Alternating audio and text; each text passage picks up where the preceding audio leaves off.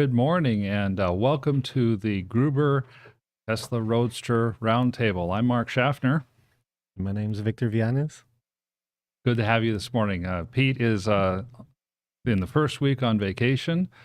I think he is gracing the summer sands of southern France, and look forward to hearing from everybody today. We got a few things that we'll be bringing today for you. Talking about the China Roadsters at some point. New car that a new type of car that's being announced. It's not a Tesla Roadster, but it's a very intriguing car. But I thought we could start out by just listing one of the cars that's come up for sale recently. If Jesse, if you'd like to take and put the navy blue Roadster up on the screen. This is a Roadster that's going to be sold. It's on the Gruber Motors listings on the Roadster selling service.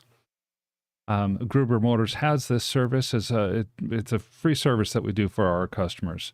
It's really just a matchmaking. All we're trying to do is get the people who want to sell their Roadsters in touch with the people who want to buy them.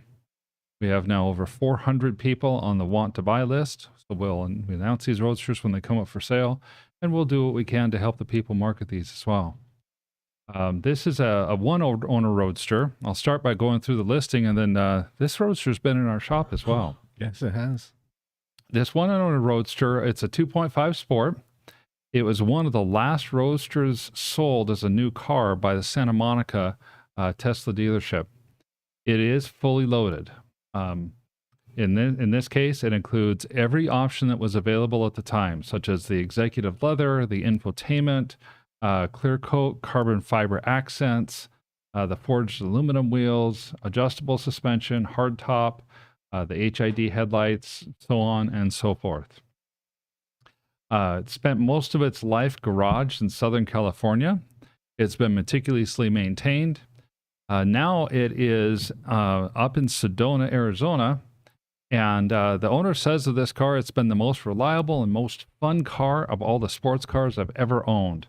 I'd hoped to keep it forever, but I now have moved to a place where a high-performance electric sports car is just not a practical form of transportation. So I'm reluctantly putting it up for sale. What can you tell us about this car? Well, for one, it's beautiful. It's one of the most beautiful cars I've actually seen in our shop. It's one of the preferred ones. Deep blue, the carbon fiber, an overall excellent car.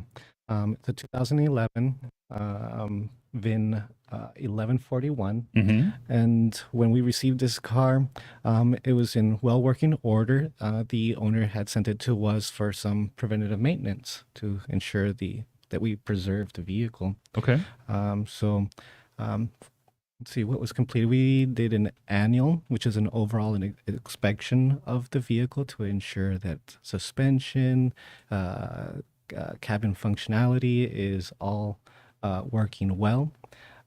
We did a 1.5 PEM upgrade, so we took care of all the engineering defects and all the preventative maintenance within the PEM. And so that's like the insulation and stuff like that as well? Correct. So Okay. the insulation, the caps, solenoids, contactors, relays, they all get overhauled and Okay. replaced. A couple of neat things that we did to this vehicle was a 12-volt battery relocation. So as the Roadster owners know, the 12-volt on these vehicles is in the passenger front right fender. And if that 12-volt battery goes out, it's about a 2 to 3 hour job to lift up the vehicle, remove the wheel, remove the fender in order to gain access to the battery. And what we did is we relocated the battery to the trunk. That way it's easy accessible and it has a voltmeter. That way it can be reviewed before the vehicle is shipped off. We also completed a PPF. The whole vehicle was PPF, so it's protected. It brings out the shine, and as you can see in the pictures, it's a beautiful car. You know, I remember seeing that particular Roadster in our shop, that dark navy blue, and it's one of my very favorite colors. And with the black wheels as well, that was definitely one of the prettiest cars that we had. Definitely. So, anyone who wants and has interest in this particular vehicle, inquire. Go to the Gruber Motor site. Go to the Roadsters for sale. You can email ev@gruber.com with any questions as well. While Pete is, whether Pete's here or while he's gone, somebody from the team. It's not always Pete that answers the questions. We oftentimes will forward those to the owner if they're very specific. In this case, we're able to answer a lot of the questions that you might have. Yeah, it's a well-working vehicle. Annual has been done. Some preventive maintenance has been completed, and the vehicle has been PPF for protection. So it's good to go for its next driver to enjoy. Wow, that's a lot of times the Roadsters on the matchmaking service are pending a lot of these type of repairs. So having one that already had those repairs done, that's pretty amazing. Yes. If it wasn't for the fact that I've tried to be in one of those Roadsters before, and I successfully got in, and I am sitting here today, so I can say that I eventually successfully got out. My body type and my height are not conducive to staying in a Roadster long term. So it's not one that I would be able to drive very much. Well, it's not always body height. It's, because I'm a smaller gentleman, and after a week of driving these vehicles, it puts a little toll on your body. I felt some back pain from time to time, but Yeah. it's just a very low vehicle. Well, before we go any further, let's take a look at this picture behind us. This is Mid-Journey doing its magic again. No, this is not my backyard in Phoenix, although with the heat, I think it could be. We got here a Roadster. What is it, Jesse, that you put in? I wanted the Mid-Journey to generate a 20 and Tesla Roadster in a sandstorm.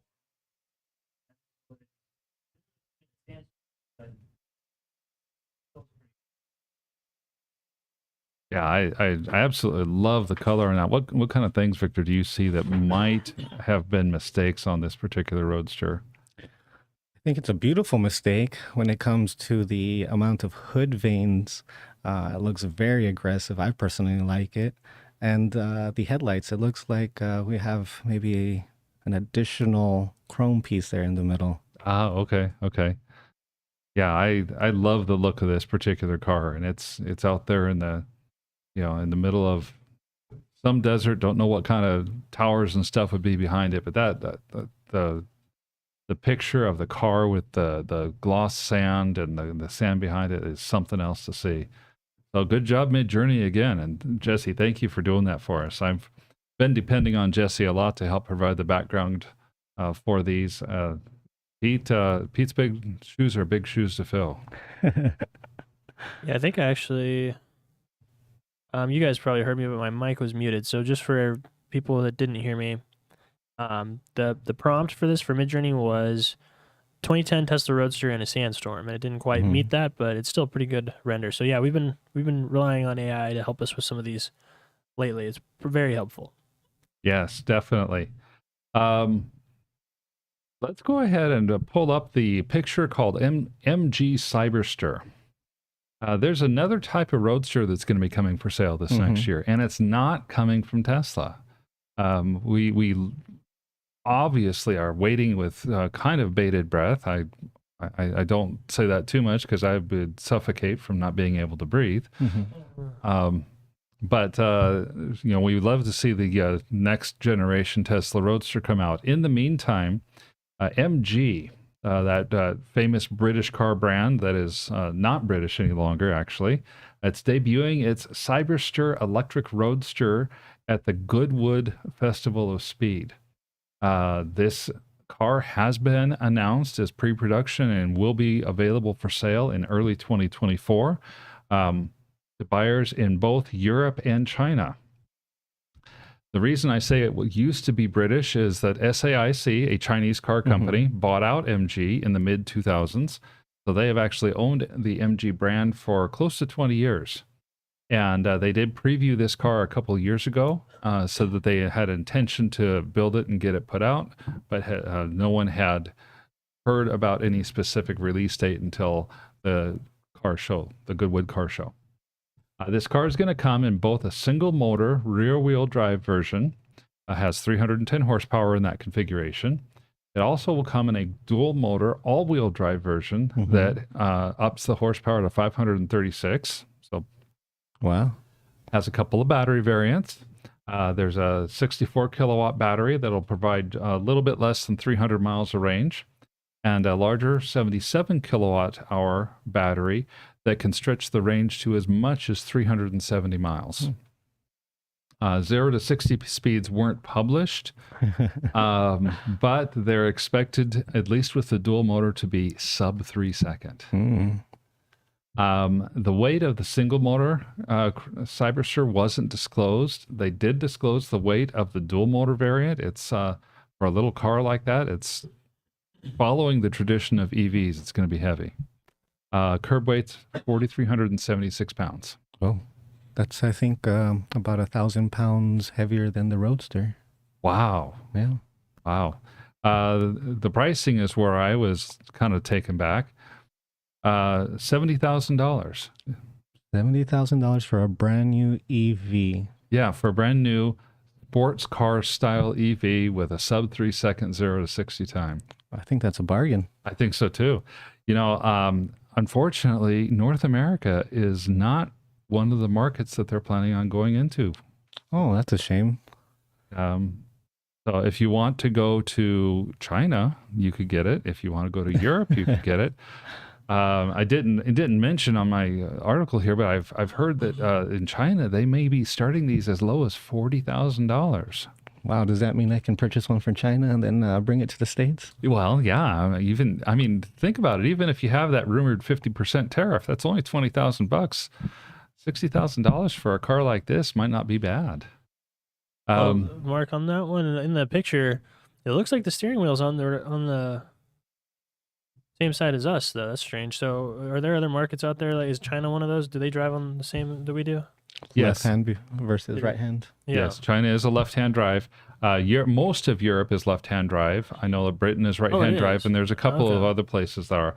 But yeah, if you take a look at the picture of the interior, you're going to see that it has these really nice. I guess they're called gull wing doors. I don't remember the exact term for them.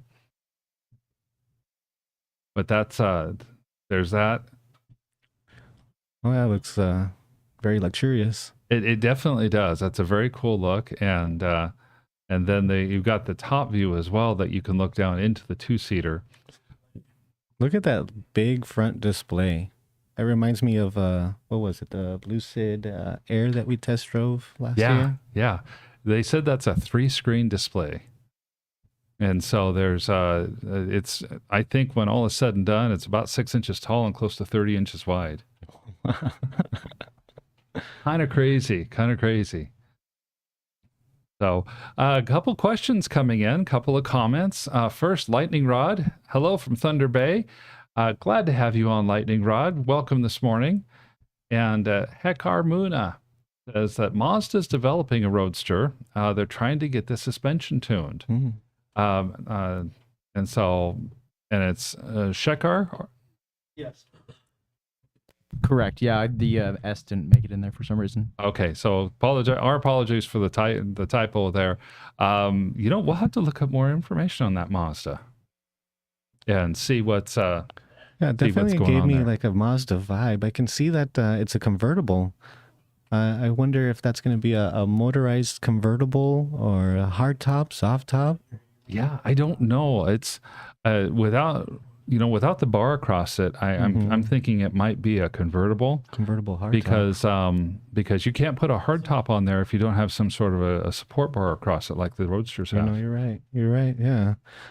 With the Roadsters, they come either in hard top or soft top, and there's no room for a motorized convertible top because we have the PEM and the battery in the back.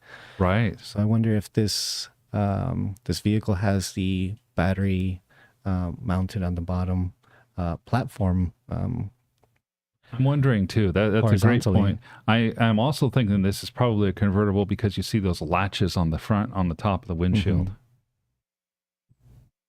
And so, well, we'll try to see what we can learn about the Mazda electric Roadster. Maybe either Aaron or Richard can chime in when they have more information. Yeah, I was going to say that I'll do some quick research right now, and worst case scenario, I'll bring it to the morning show tomorrow. Okay, sounds good. Thank you, Richard. He's sitting in on Tuesdays and Thursdays for us as well. So, I mean, what do you think of that car? Is that a car that you'd buy and drive?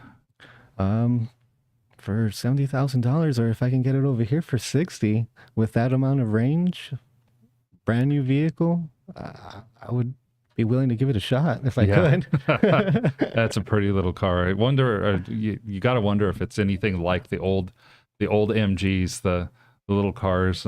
Yeah, it just seems pretty cool to be able to do that.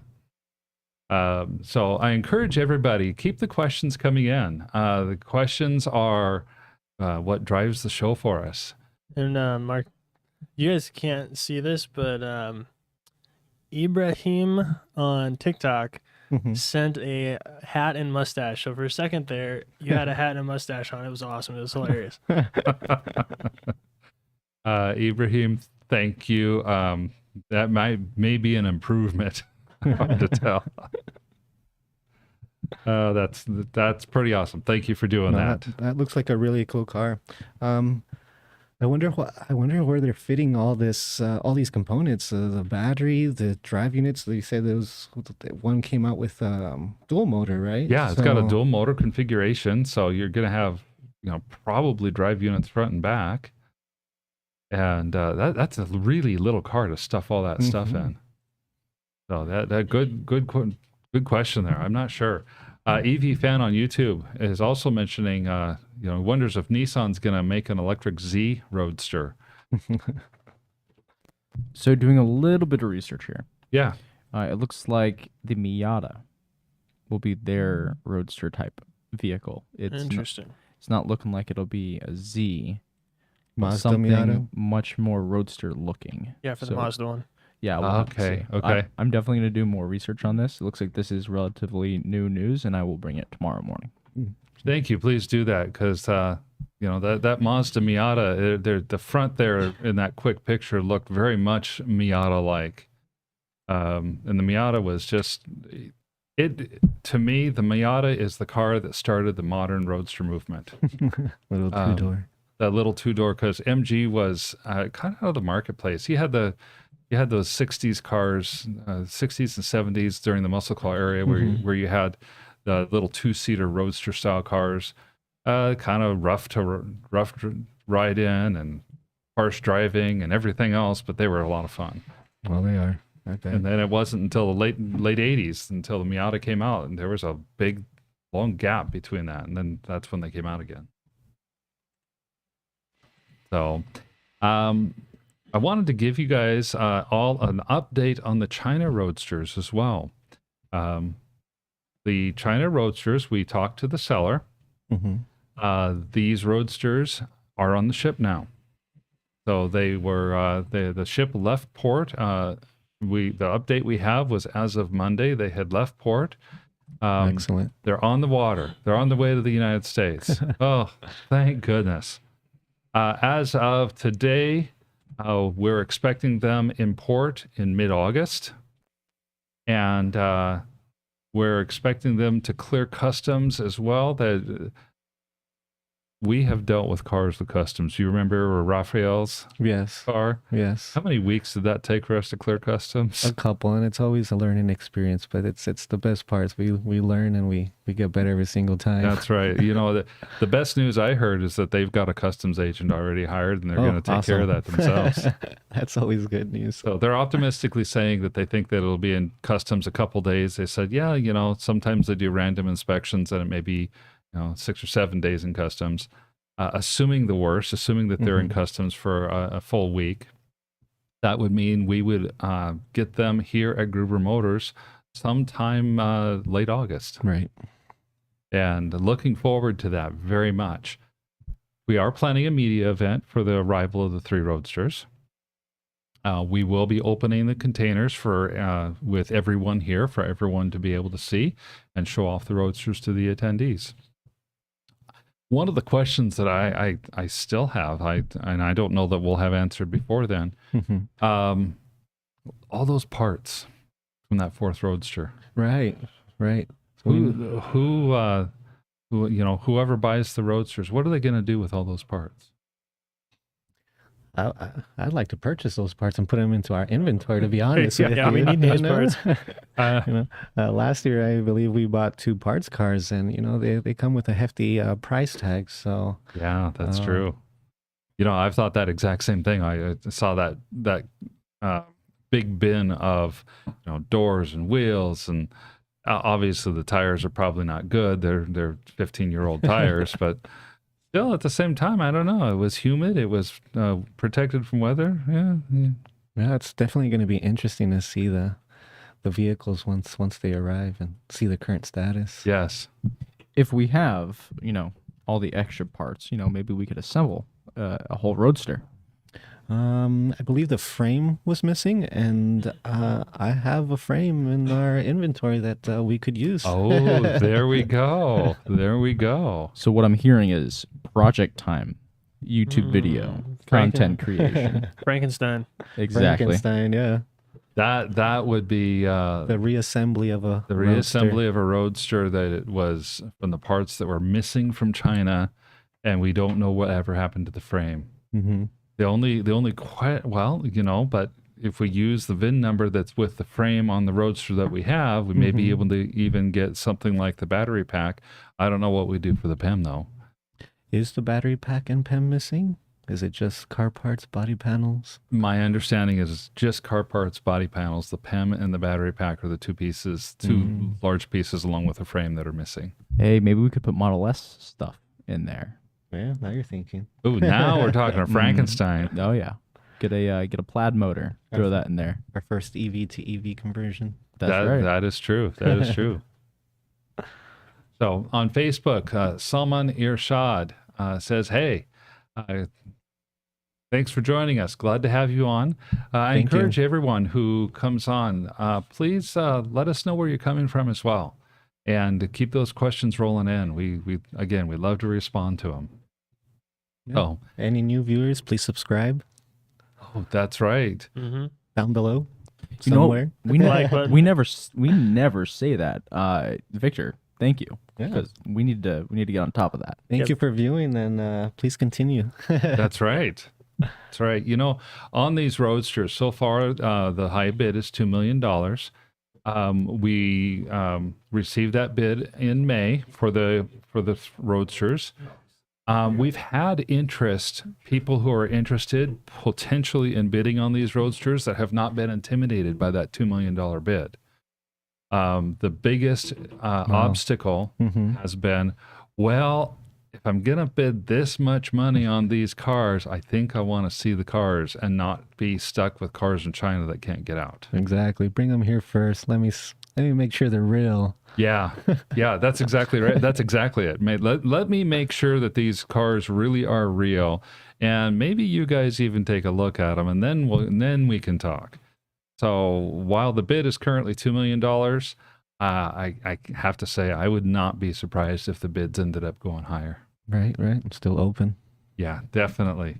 So that's, man, we're just blowing through stuff today. Question that we have on YouTube from Highlander Apparel. It says, "Hi guys, happy day from Oregon, Ohio."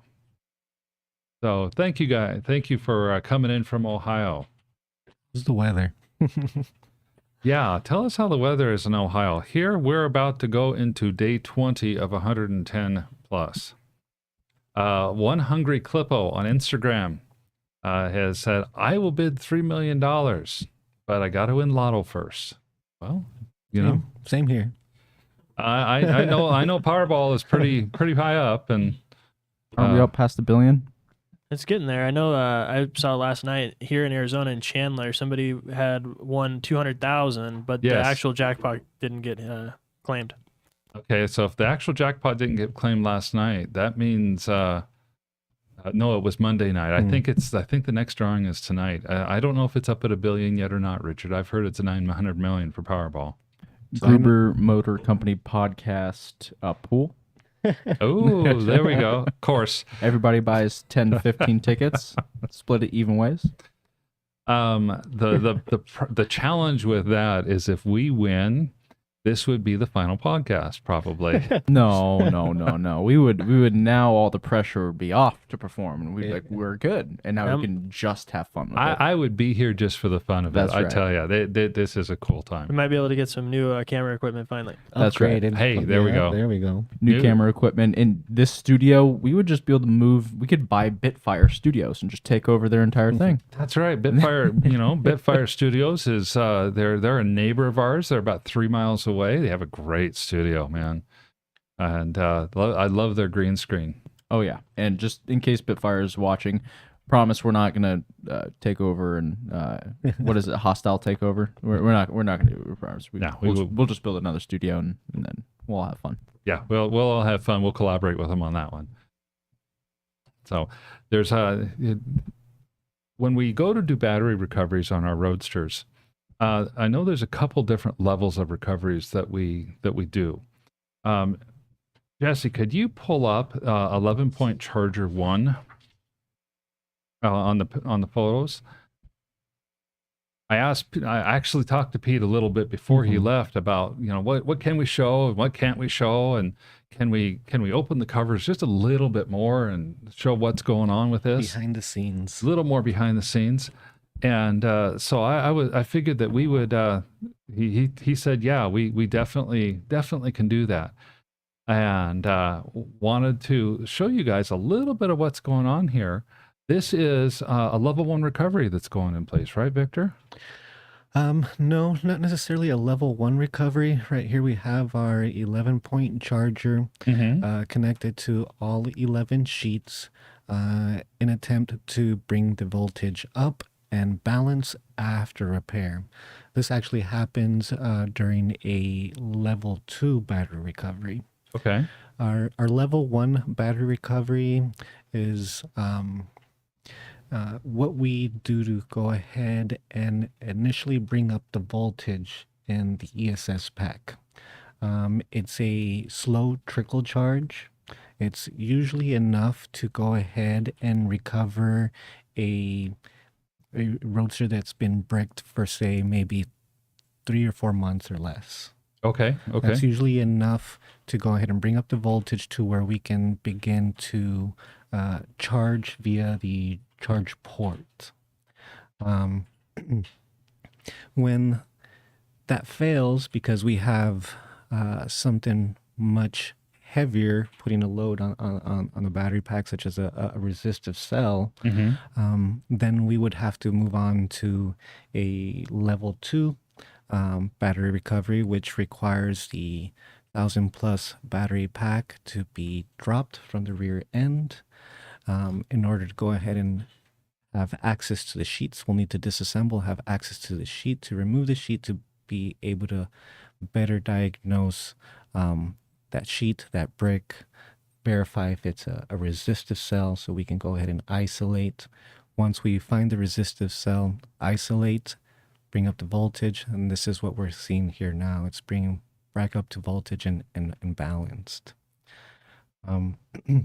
Another reason to go ahead and drop a battery pack or complete a level 2 is due to either blown sheet fuses that can't access unless we drop and disassemble the battery pack, and or due to a battery bleed scan failure, which would require pop rivet repair. Okay. So what does a bleed scan failure mean actually?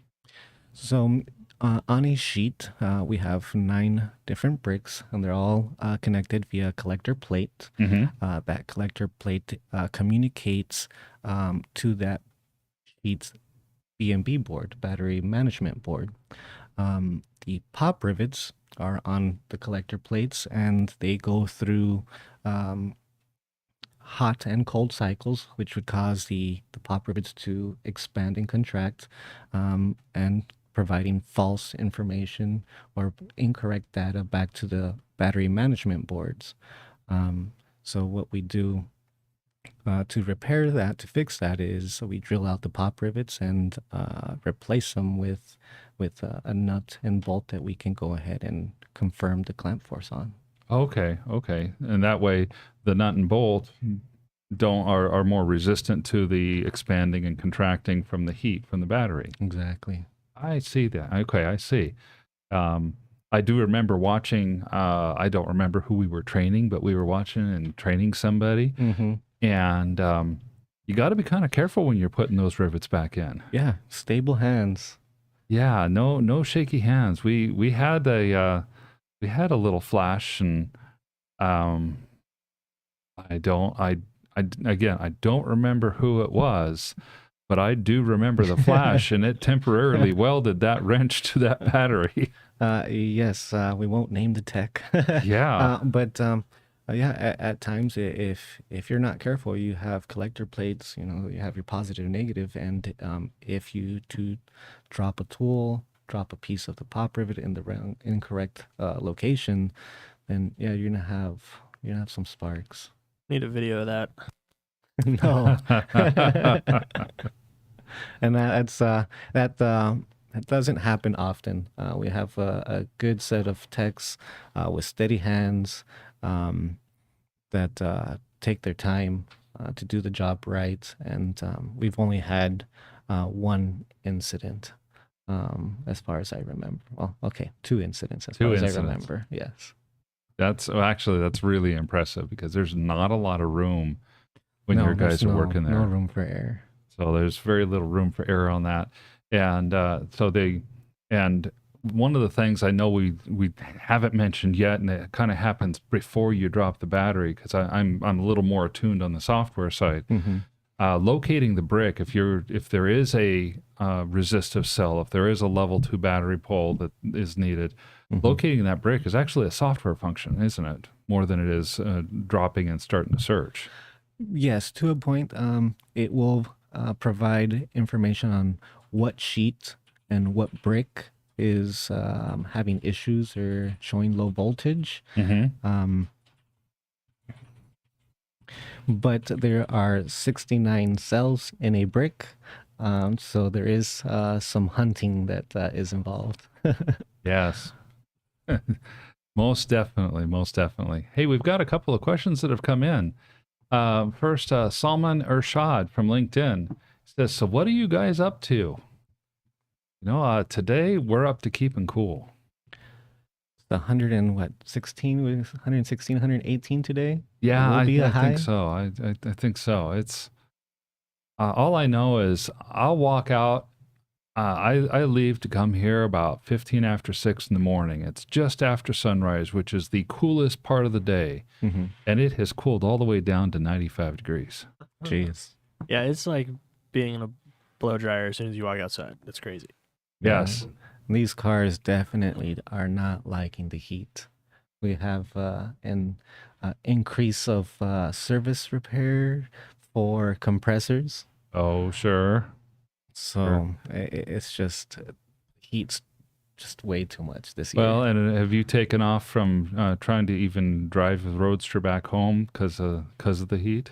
Yeah, so every vehicle that comes into the shop, every Roadster that comes into the shop is test driven before it departs back to its owner. Mm-hmm. And I do some long range test driving to ensure that the battery thermal management system is working correctly. And even after replacing and overhauling the thermal management system, these vehicles are still getting too hot and have to pull over after a good 30-minute drive to let the PEM cool down. That's the battery perfectly fine and stable when Yeah. it comes to the heat, because it's cooled off via the AC system. But when it comes to the PEM solely has a fan connected to a duct that cools off the heat sinks. There's only so much you can do with ambient air. Well, especially when that ambient air is coming from about 3 inches above the pavement, which is 160 degrees to 180 degrees. Yes. So a 25-mile drive home requires 2 stops. 2 stops. Oh my gosh. Oh my gosh. Plus, you said, go ahead, Jesse. I was just gonna say, there's another picture. Do you want that one? We'll get to that one in a minute too. Okay. Plus, you've mentioned that the air conditioning cools the battery. That means you're not getting air conditioning, and it's 115 to 120 degrees outside. Right. The driver and passenger is not important. The battery is more important than the driver. Now I have to admit one thing here. I wear light gray because it's going to be 115 outside today. You're not wearing light gray. You're a brave man. No, it's really hot, and black is not the preferred choice. No, I would think not. So let's go. We'll go back to our questions here real quick. YouTube Highlander Apparel. He's coming to us from Ohio, if I remember right. Says there's lots of smoke up there from the Canada fires, but the temperature is okay. I have a feeling that you stick the Canada fires down here, and it might be cooler than what it is right now. Wasn't I'm sorry. Go ahead, Victor. I was just saying that the heat is just unbearable, and it's causing some delays on our end because we don't want to put our customer vehicles through that stress of the heat. We want to ensure that they can function properly, but we don't want to put their vehicles under that stress, and because of that reason, we have delayed some of our road tests or have scheduled them early in the morning. That way we avoid that high temp. Excellent point, because a lot of our Roadster owners that are bringing Roadsters in here are doing so via transport. These Roadsters don't exist here in the desert Southwest. They live in California or Washington or Maryland or Chicago or up in areas of the country that just don't get our kind of temperatures. And for the clients that we do have here in Arizona or in Nevada, some of these customers or clients, they go to the extent of air conditioning their garages to ensure that the battery health maintains good.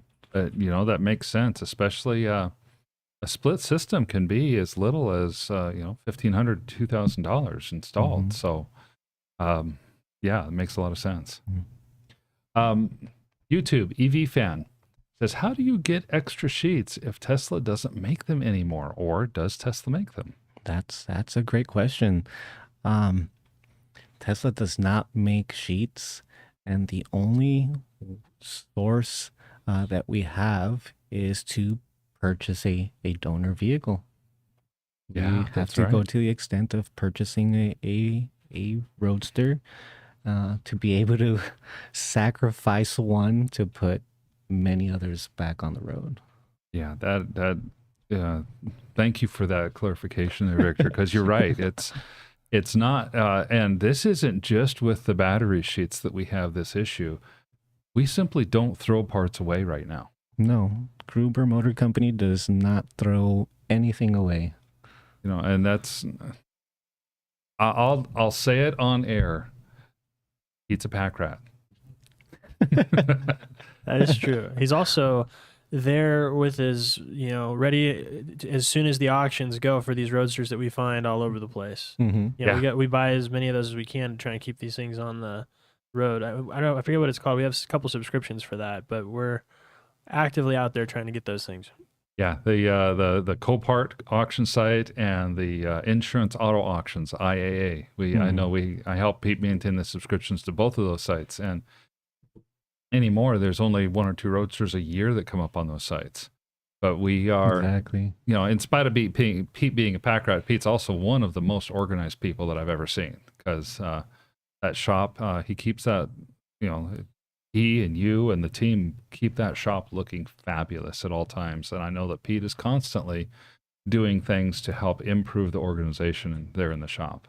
Absolutely. He's always, everything that we keep usually gets reused.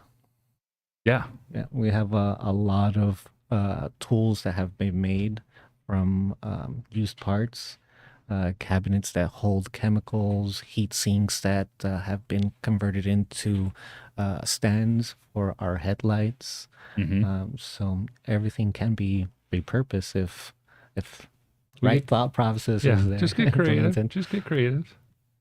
So One Hungry Hippo on Instagram has I'm sorry, One Hungry Clippo on Instagram. Yeah, the first one sounded funnier. Asks, how long does it take for this kind of voltage charge? And if you want to pull up that 11-point charger 2 picture while we're answering that question, Jesse. So, what does that take? You know, I unfortunately don't have an answer for this question because every battery pack, every sheet is slightly different. And as much as I pressure the techs and the engineers to get ETAs so I can communicate to the customer, you know, sometimes it's not science, it's an art. Yeah. And a lot of times it's just waiting to see how the battery pack responds to the repair. What about the worst one you've seen? How long it's taken? Yeah, take like a day or two, or what's the? I think we had a battery pack in the shop that almost took a week to balance because there was multiple sheets, an imbalance within multiple sheets. Sure. Yeah. Yeah, we're very cautious about how we charge and the levels that we charge at. We don't do any overnight charging. You know, charging is done during work hours and continuously monitored. So, well, we're cautious to the point that we have a battery bunker now as well. Yes. If we are going to be doing any work on batteries that we think might have any kind of risk, we'll take those batteries out to the bunker. And the battery bunker is just it's an 8-foot by 40-foot sea container. It was a single-use container, and we have put air conditioning into it, and I'm hoping that it's staying somewhat cool in this extreme heat. Yeah, we've converted it into a lab, and if there is a need to do any overnight charging, or like you mentioned, if we have any thoughts that there might be some potential risk, any risk at all, it gets rolled outside into our battery bunker to ensure that our facility remains safe. Yeah, so I appreciate the attention to safety that you guys take. Having been here in the past and seeing some of the how bad it can be if something goes sideways. Yeah. So on Instagram, Thick A Rio, why are you all wearing sunglasses? Why not? You know, the sunglass question comes up on a somewhat regular basis. And I'm not going to give out the full answer right now. I think I would really steal Pete's thunder if we did that. I know that he's working on a video though. At some point, we're going to reveal the reasons behind it. Yep, and then don't forget we got the sunglass case right there in front of Mark. Those are coming soon. I was hoping to get them yesterday, maybe in the next day or two though. Nice. Yeah. Those guys right I haven't there. seen those. Oh yeah, these are full grain leather sunglass cases. They're gorgeous sunglass cases. Let's see. We've got the Gruber motors there on the front. And that one is a Founder Series, but the first 100 that we sell are going to be Signature Series sunglass cases. Gruber Motor Company is engraved in it, laser engraved on the back. And for people who buy and decide that they want to customize them, things like their VIN number or something like that, we'll be able to put those on there as well.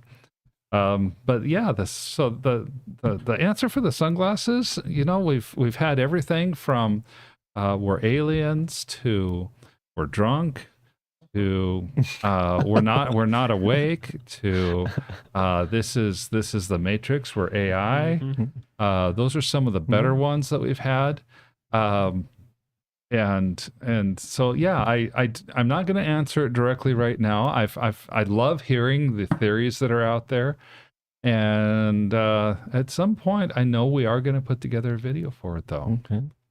And Pete always likes to say too, put on your own sunglasses, you see what we see. That's right. You got to experience it. You got to experience it. You know, even my wife has said, dude, why? My mom said the exact same thing. I don't want to expose my beautiful brown eyes. I don't want to Yeah. make anyone jealous. So, and then on another question we have here on Instagram, Harsh IT's 00 says, what do you do with e-waste? There is no waste. Everything gets reused.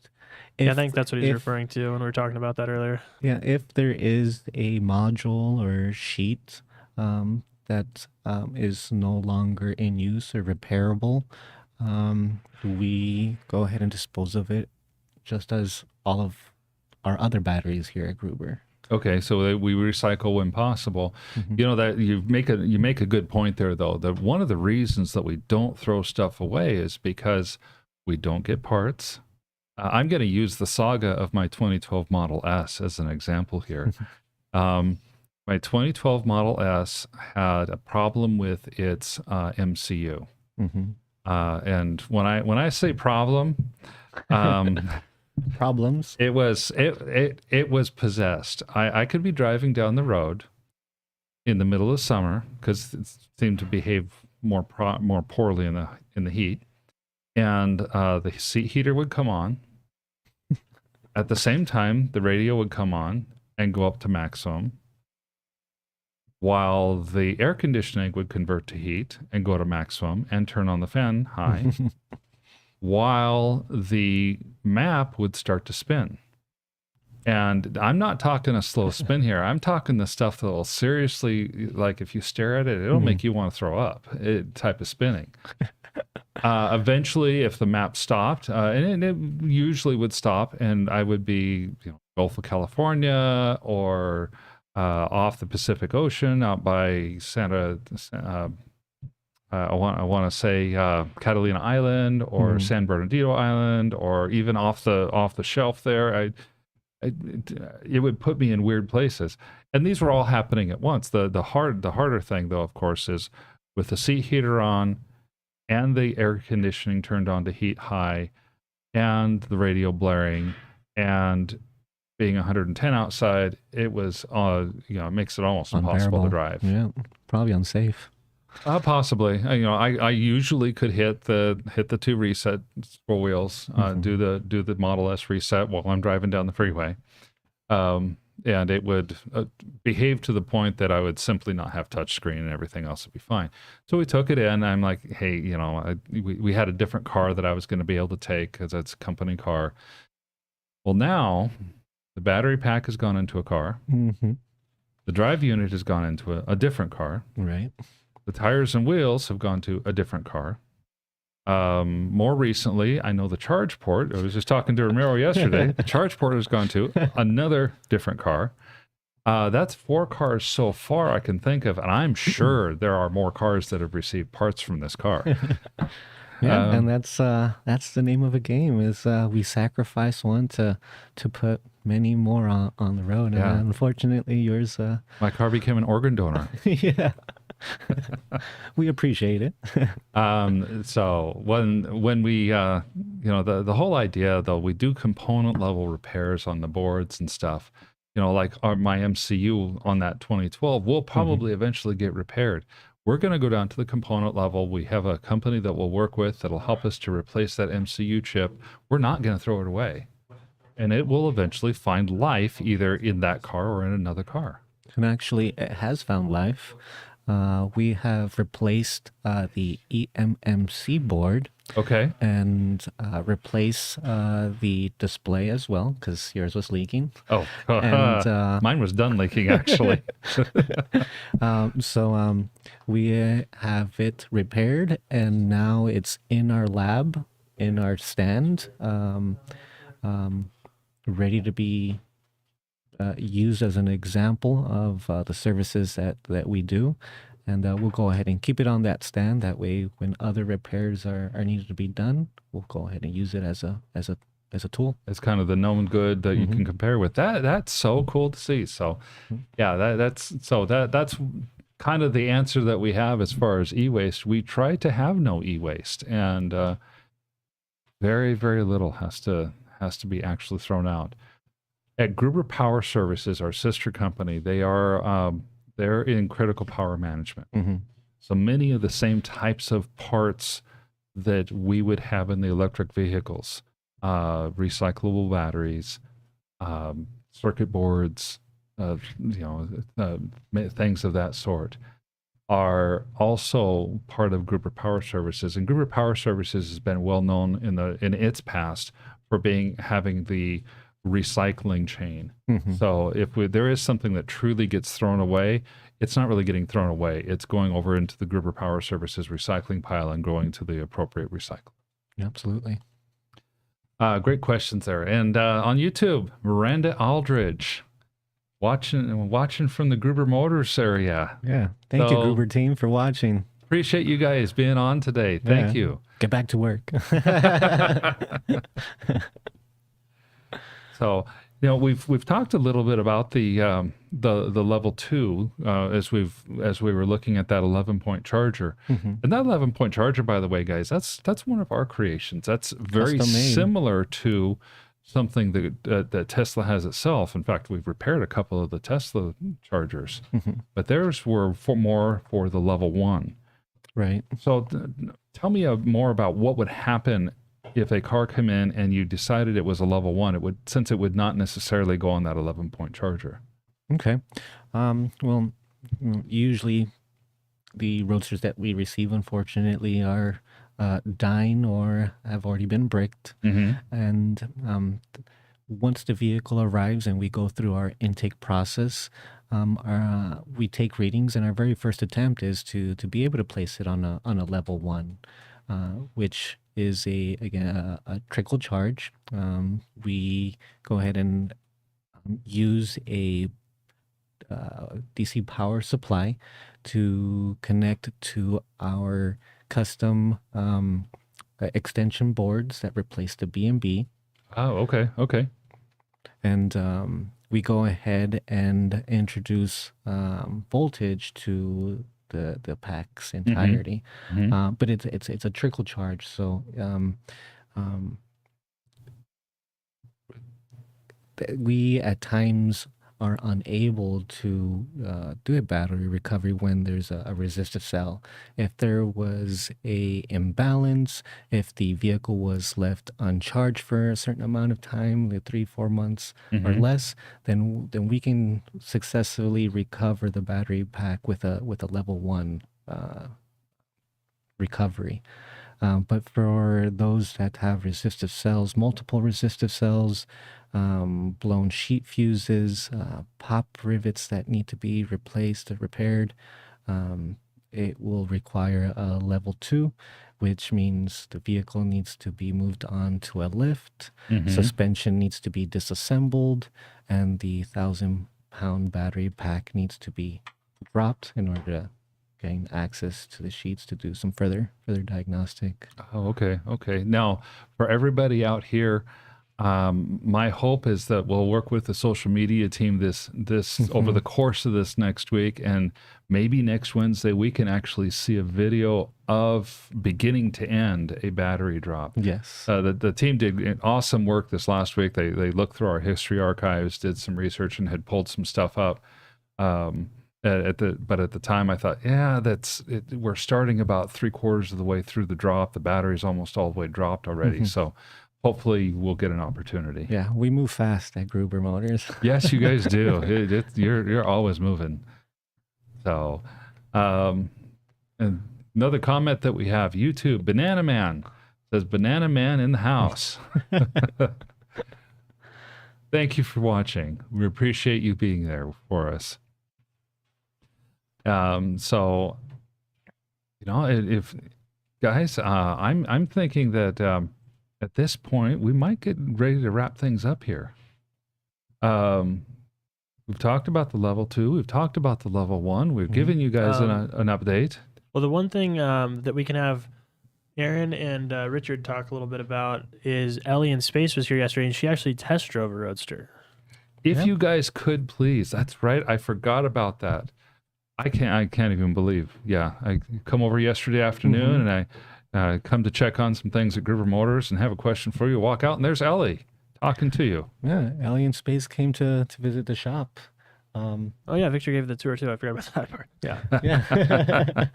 I was able to go ahead and give them a tour of the shop, and give them the opportunity to be able to see what it feels like to get in and out of a Roadster, and what it feels like to be able to drive one. That's pretty cool. And what did you have fixed on her car? But she drove here from Texas in a Model 3.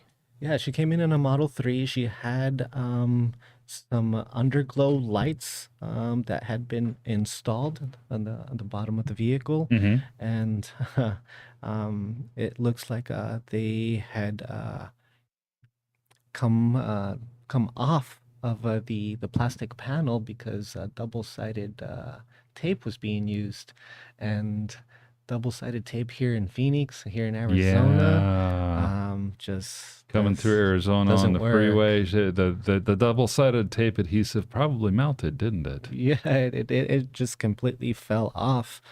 So luckily we were able to go ahead and drive the vehicle into a shop, put it on some ramps, and zip tie the lights back into place. Nice. So Richard, what was it like with Ellie having to try to drive that Roadster? I thought she did very well. She was very hesitant, a little apprehensive on the whole thing. I think that being so different from a Model 3, a Model S, it just kind of threw her off. But she really liked it. She preferred her Model 3, but I think she was more fascinated about the history, the significance of the vehicle. We went around, we went down the street and up 7th Street and back around twice. She punched it, and she, as usual, was laughing the entire time as we were going quickly down the road. We passed by a cop. He didn't seem to care. Oh, no. But yeah, no, it was fun. She seemed like she enjoyed it. It's difficult not to enjoy this types of cars, but she was definitely afraid that she was going to do something like catastrophically wrong and then break the car. But no, she did great though. I have to admit, guys, I was gonna at the end of the workday, I was driving down. I was gonna stop by Gruber Motors to see see if you guys were done filming and say hi and stuff. And I saw Richard and Ellie pulling out. I did not know who was driving the car. What I did know is that it was not Pete, because that car was driving slowly and carefully, and she was driving so slow up and over those speed bumps. I thought, oh my gosh.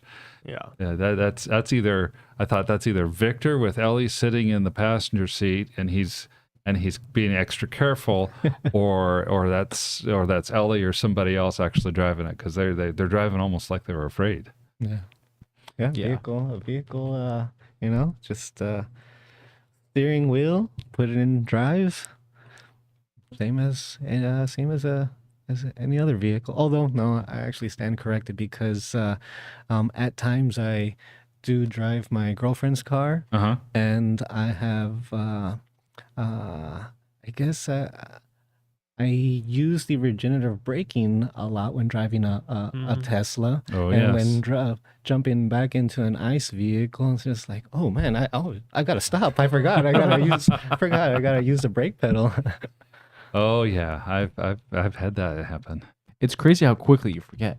Yeah, I Right. was expecting it to, decrease the speed, and then it's just like, oh, yeah, I gotta use the brake pedal. I forgot. That's right. Yeah. So, let's, Ellie, thank you for coming by. We really appreciate you spending some time with us.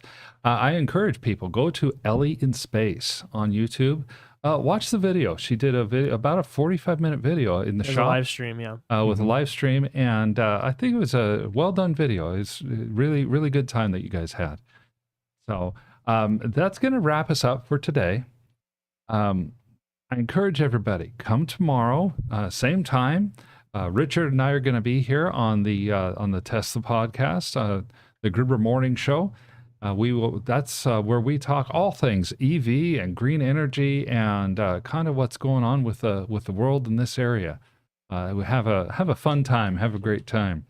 We'll do that same thing next Tuesday, and then here next Wednesday, again 10 o'clock. It's Pacific Daylight or Mountain Standard Time, and Victor will join me again. Especially look forward to seeing if we can get a battery drop on this next week. Will do. But we'll share the news. As I like to say, you guys and your comments, you make the show happen. So we appreciate all that you do. And, Thank you. Love having you on. Take care.